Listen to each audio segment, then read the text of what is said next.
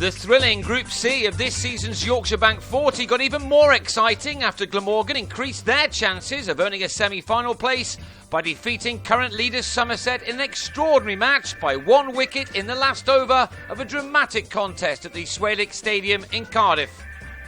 Put in, Somerset made a bad start, losing their out-of-form captain Marcus Trescothick to the 4th ball of the match before a run had been scored. Michael Hogan bowled him, and he also got rid of the dangerous Craig Keyswetter, who was held in the covers after struggling to make 4 runs in the first 6 overs. So it was left to the former Glamorgan skipper Alvaro Peterson to try to get on with things with Peter Trigo at the other end.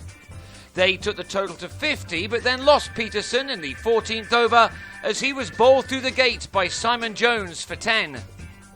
Somerset normally rely on a rapid start from their top order, but the only man who was able to cope with the conditions against the new ball was Trigo. He maintained his excellent form in this competition.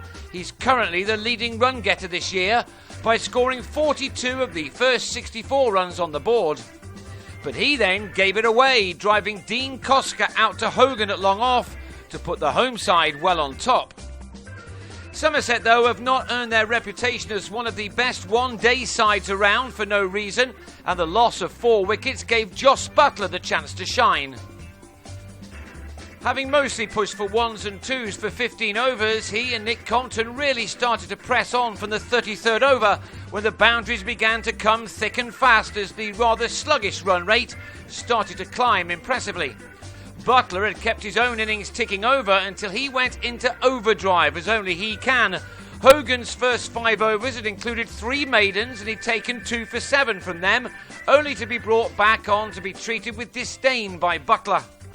He passed a 50 off just 39 balls and then added a 6 in an over from Hogan, which cost 16. However, it also included the wicket of Compton for a 75-ball 50, and crucially, Butler followed in the next over, LBW to a Jones Yorker after making 67 from 45 balls.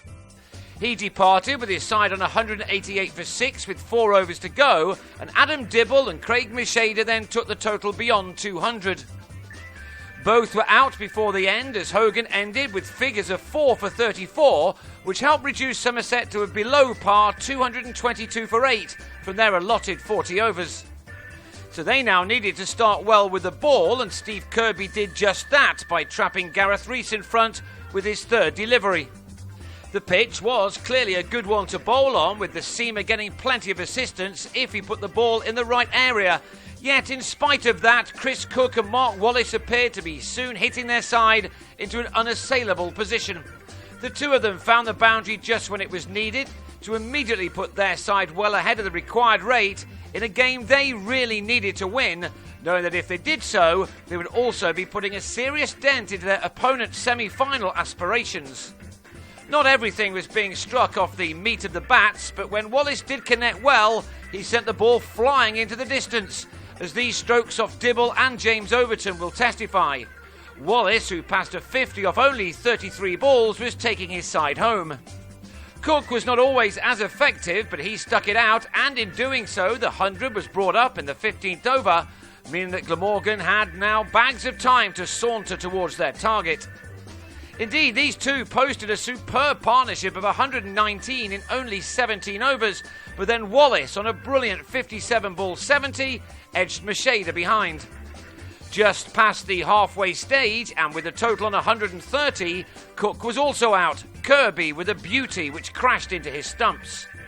Cook was gone for 44, but the loss of those wickets seemed to be nothing more than a blip, as Jim Allenby and Marcus North added a further 23 runs in 4 overs, taking the target down to just 70 off the final 15. Even when Allenby mistimed a pull off Overton to Dibble on 18, the game was still there to be won for the Welshman. They had in now 2 very experienced players in Murray Goodwin and North, and without taking too many risks, they took their side to within 28 runs of their target, with the balls left not being an issue at all. But the game started to turn dramatically once North on 38 was adjudged to have nicked this ball from Mishada behind. Somerset's tails were up in the next over when Kirby had new man Ben Wright also taken behind by Keyswetter. And a wicket now started to fall in every over. Goodwin gloved to pull off Dibble to give Keyswetter his 4th catch. And then Dean Koska holed out of Overton to leave Glamorgan on 208 for 8, with 15 still needed. The tension was cranked up further as the 37th over was ended when Graham Wagg was bowled by a cracker from Dibble. From nowhere, Glamorgan had lost 5 wickets for 20 runs in 5 overs, and it was now left to the last pair of Hogan and Jones to try to get their side over the line. After that boundary, 4 were wanted off the last 2 overs and just 1 off the last one.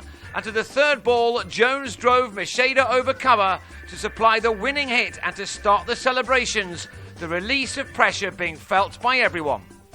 With just 3 balls to go, Jones and Hogan had got the runs they needed, just. It was a massive result as there are now only 3 points separating the top 5 teams in this group, with a number to play each other yet.